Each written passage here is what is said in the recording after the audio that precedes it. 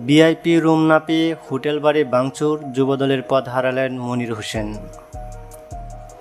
রাজধানীর মহাখালীর একটি হোটেলে ভিআইপি রুম ভাড়া না পেয়ে বাড়ি ভাঙচুর চালানোর অভিযোগ ওঠার পর ঢাকা মহানগর উত্তর বনানী থানার যুবদলের আহ্বায়ক পদ হারালেন মনির হোসেন।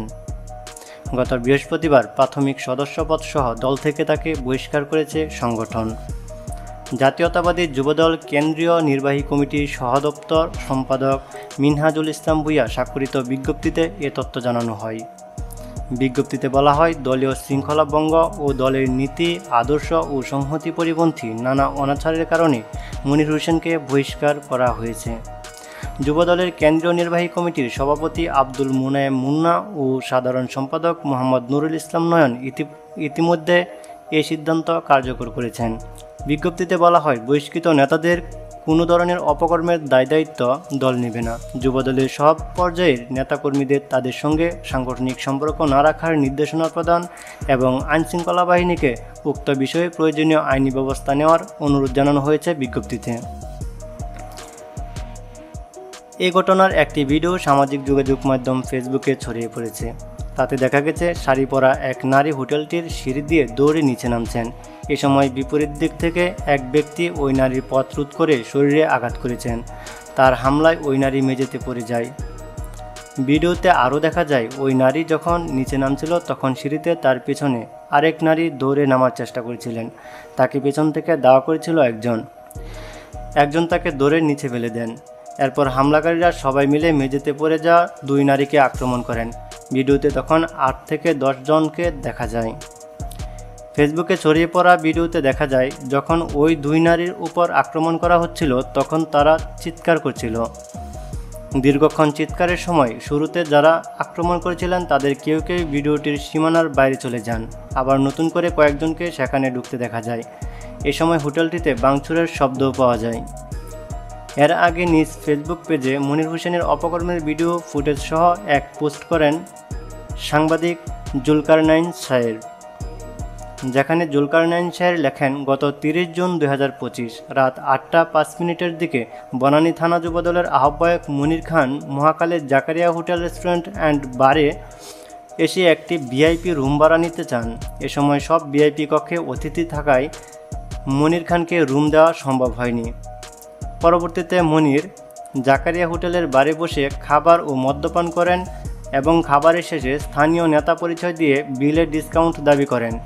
হোটেল কর্তৃপক্ষ তাকে ডিসকাউন্ট দিয়ে বিল দেয়। বিল পরিশোধের পর তাকে ভিআইপি রুম না দেওয়ায় ক্ষুব্ধ হয়ে জাকারিয়া হোটেল বারের স্টাফদের দেখে নেওয়ার হুমকি দিয়ে চলে যায়।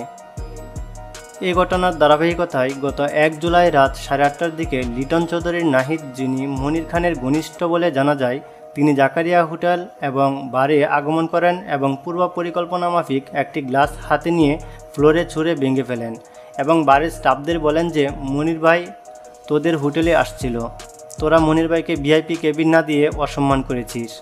আমরা মনির ভাইয়ের লোক, তোরা মনির ভাইকে চিনে রাখবি। এই বলে পুরো বার ও রেস্টুরেন্টটিতেও ভাঙচুর করে কর্মচারীদের এলোপাথারি মারপিট করে তাদের হাতে, পায়ে, বুকে, পিঠে সহ শরীরের বিভিন্ন স্থানে জখম করে। পরবর্তীতে জাকারিয়া হোটেল এবং বারের স্টাফদের এই মর্মে হুমকি দেওয়া হয় যে, যদি এই বিষয়টি পুলিশকে অবহিত করা হয় তাহলে তারা তাদের ব্যবসা বন্ধ করে দিবে এবং স্টাফদের আরও মারধর করবে।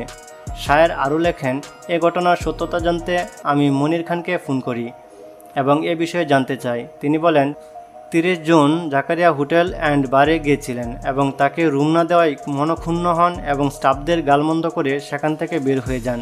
তিনি আমাকে জানান, তিনি এই ঘটনার বেশ অনুতপ্ত বোধ করেছেন। মনির খান দাবি করেন, 1 জুলাই এর ঘটনার বিষয়ে তিনি অবগত নন। কে বা কারা এমন করেছে সেটা তার জানা নেই।